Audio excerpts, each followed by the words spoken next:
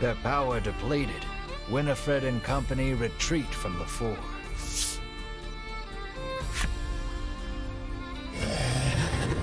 The Oishus wind screeches a bloodthirsty shriek as he bears down on you once again.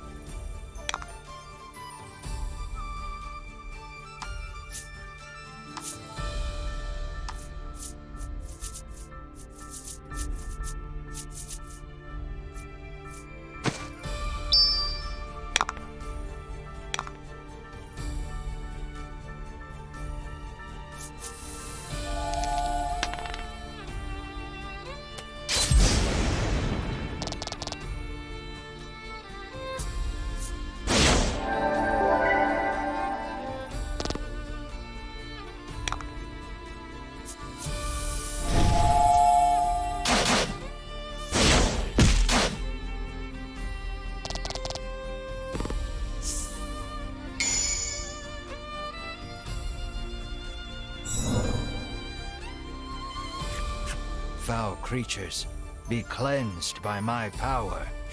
The Owicious Wind's power inhibits your actions.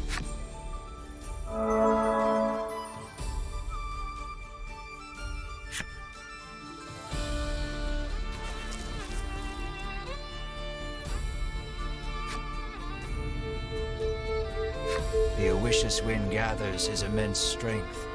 You have to do something.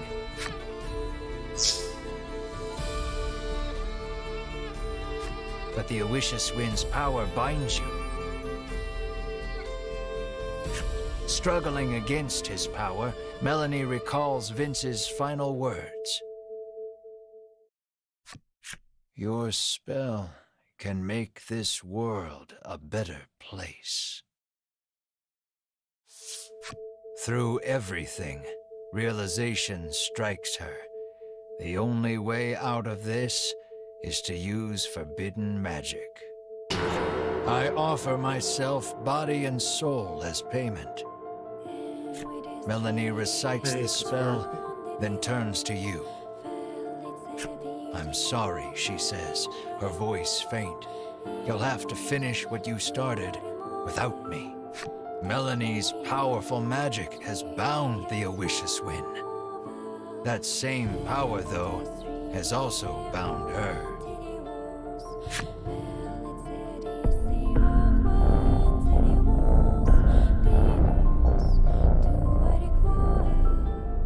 Her power drained from casting the spell, Melanie collapses to the ground.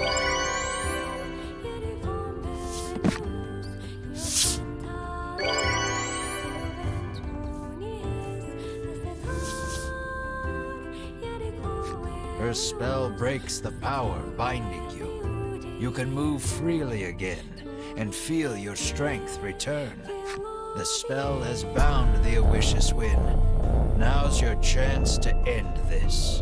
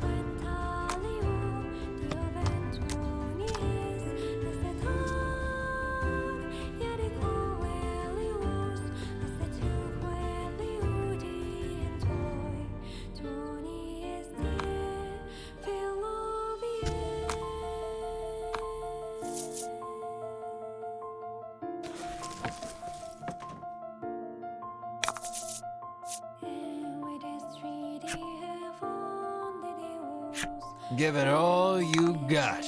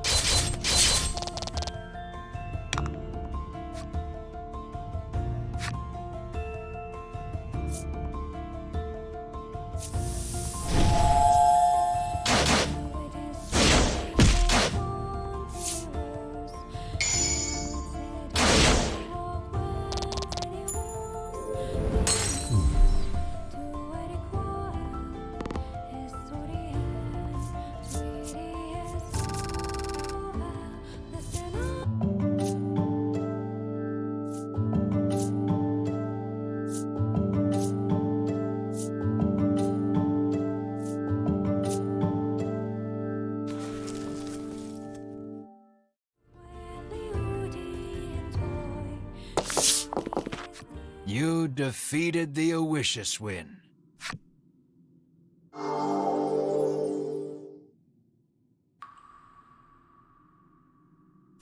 Sherwin, returned to his human form, seems not long for this world.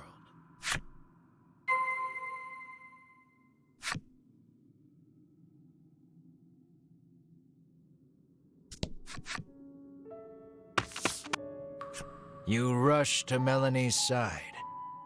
The moment you reach her, you notice something strange.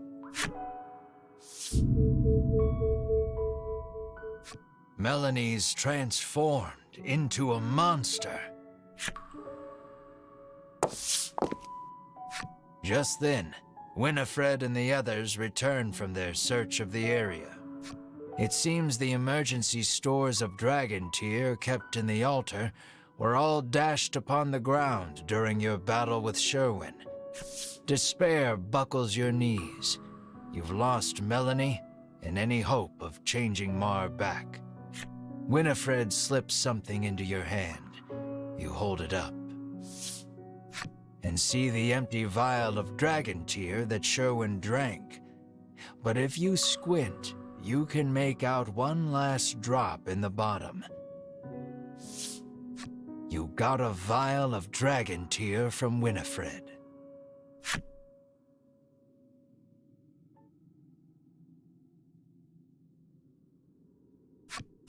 The world, cut off from its supply of medicine with the dragon's death. Your twin, for whom you have searched high and low for some way of restoring her human form. And Melanie, transformed into a monster and lying prone before your very eyes. You must decide for which purpose to put the all-powerful dragon tear.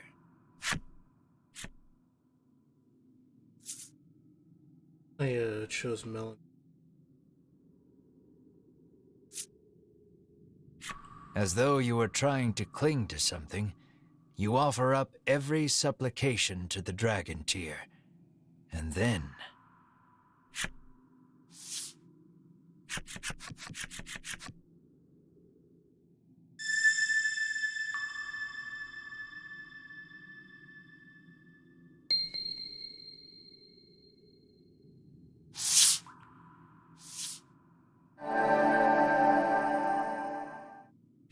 the dragon tear's light overwhelms you. You feel your consciousness start to slip away. Where's that voice coming from?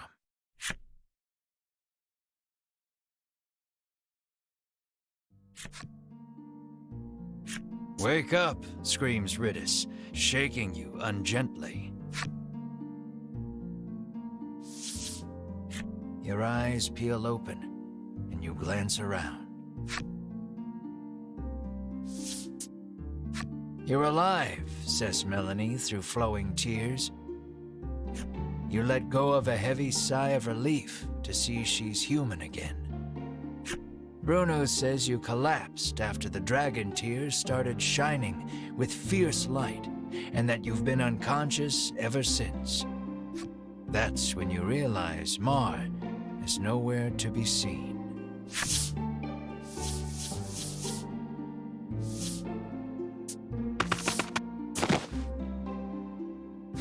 You wrap Mar, returned to human, in your firm embrace.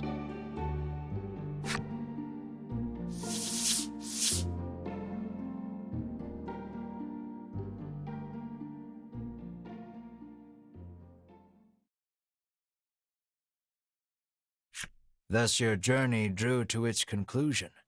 As for the story afterward, you return to Advent Castle and make your report of the events to Queen Nilla.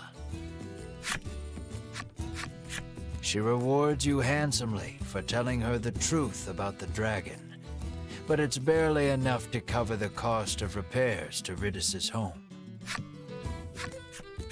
Bruno returns to the coastal village he calls home, still squabbling with Oreo. The dragon agrees to continue providing dragon tear for the kingdom, so long as he can live the rest of his life in peace and quiet. Queen Nilla denounces the Ivory Order for their cruelty and seizes control of medicinal production. She does all she can to ensure a more ethical manufacturing process. Winifred, Hedwyn, and Berwin leave the Ivory Order, establishing a new organization to help the needy. And what of you, Mar and Melanie? Queen Nilla asks you to serve in her court, but that's not really something the three of you are cut out for. You decline to set off for new adventures. And to this day, the incessant bickering of the bounty-hunting twins and the Black Witch can be heard in various far-flung corners the world over. This is a story of long, long ago and long, long from now.